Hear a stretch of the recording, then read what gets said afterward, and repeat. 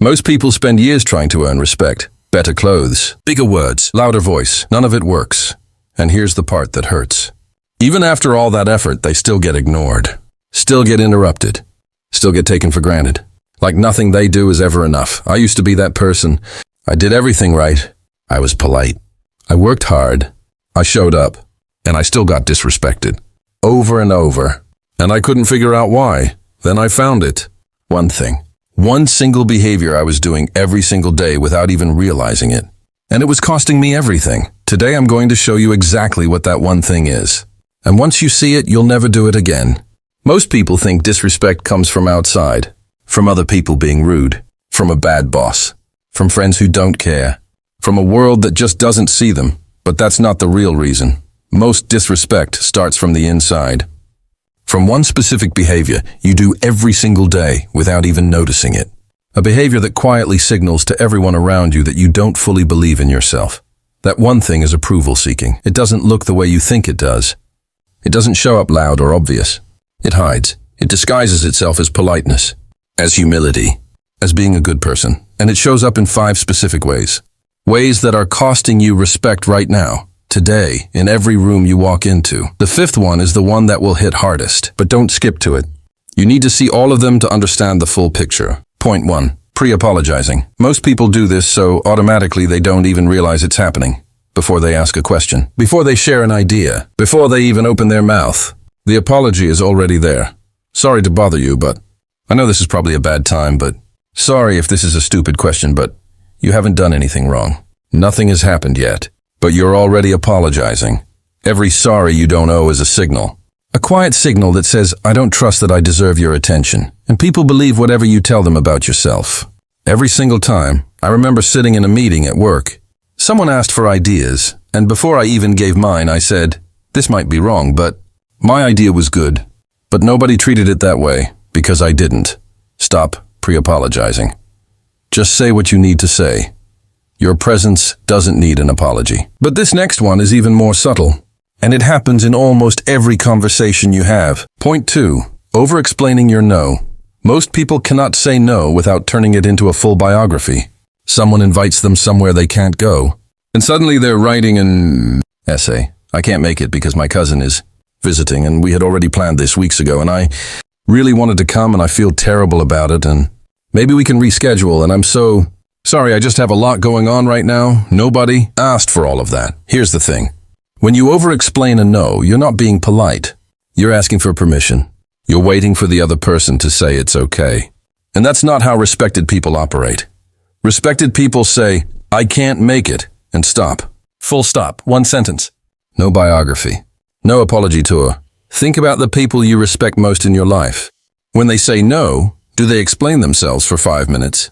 Or do they just say no and mean it? You already know the answer. A clean no is more powerful than 1,000 explanations. And wait until you hear number 3, because this is where most people completely fall apart. Everything up. Point 3. Folding under pressure. Most people change their answer the moment someone pushes back. Not because they got new information. Not because someone made a better argument. Just because someone disagreed. That's it, someone made a face. Someone said, really? And boom. The whole position collapses. Well, I mean, I could be wrong. Actually, maybe you're right. I was just thinking out loud. It's probably not a big deal. Here's what's really happening in that moment. You're not being open-minded. You're being scared. There's a difference. Open-minded means you change your position when someone gives you a real reason. Folding means you change it just to make the discomfort stop. I saw this happen in a meeting. Once, a guy shared a solid idea. Someone across the table frowned. Just frowned. Didn't even say anything, and the guy immediately started taking his own idea apart, piece by piece, until there was nothing left. The frown won, and everyone in that room noticed. When you hold your position calmly, even when someone pushes back, people feel it. They might not agree with you, but they will respect you. But the next one is sneaky, because it looks like confidence from the outside, when it's actually the complete opposite. And I promised you the 5th one would hit different. We're almost there. But number 4 first, because it sets everything up. Point 4. Repeating yourself. Most people say something, then say it again. Then say it one more time in a slightly different way just to make sure it landed. So basically what I'm saying is we should change the approach. Like, I think the current way isn't working. What I mean is we need to do it differently. That was 1 point. Said 3 times. Here's what nobody tells you about this. When you repeat yourself, you're not being thorough. You're signaling that you don't trust your own words. You're telling people your first sentence wasn't good enough. And if you don't trust your words, why should they? I used to do this constantly. I'd make a point in a conversation and then immediately restate it.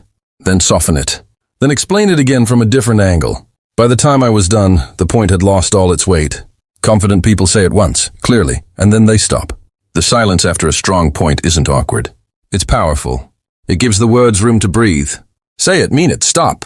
Okay, now we're here. Number 5. This is the one. Point 5. Seeking validation disguised as humility. Most people do this one every single day and they genuinely believe it makes them look humble, open, approachable. It doesn't. Does that make sense? Am I being weird about this? Is that okay? You don't think I overreacted, right? On the surface, these sound like innocent questions, like you are just checking in. But here is what is actually happening. Every time you ask someone to validate your thoughts, your feelings, your decisions, you are handing them a remote control to your confidence. And once someone has that remote, they will use it. Maybe not on purpose, but they will. Here is the crazy part. You do not even realize you are doing it. It feels like humility. It feels like being considerate. But what it actually signals is, I am not sure about myself and I need you to tell me I'm okay. You don't even realize you're doing it. I remember sharing an opinion at a dinner once. A real opinion. Something I actually believed. And the moment I finished, I said, but maybe I am wrong. Am I being too harsh? And just like that, the whole thing fell apart. Not because my opinion was wrong, because I did not stand behind it. People rarely respect someone who constantly asks for reassurance. Over time, they stop seeing that person as confident. They start seeing them as uncertain. And uncertain people do not get listened to. They get managed. The moment you stop explaining yourself to people who never asked, something shifts, and trust me, they feel it too. You feel it. So let us make this simple. Stop pre-apologizing for things you have not done wrong. Stop over-explaining your no. 1 sentence is enough. Stop folding when someone pushes back without a real reason. Stop repeating yourself. Say it once. Say it clearly. Then trust it. Stop seeking validation after every thought you share. 5 behaviors. 1 root cause, approval seeking. And once you see it, you cannot unsee it. Before you leave, pick just one of these 5 habits, the one that hit you the hardest, and catch yourself doing it today. Not tomorrow, not next week, today. Then come back and tell me in the comments which one you have been carrying around without even realizing it. Because the moment you stop asking other people for permission to trust yourself, something shifts. You stop chasing respect. And strangely enough, that is when people start giving it to you. Respect does not begin when other people finally understand you. It begins the moment you stop doubting yourself. And that is where respect really starts.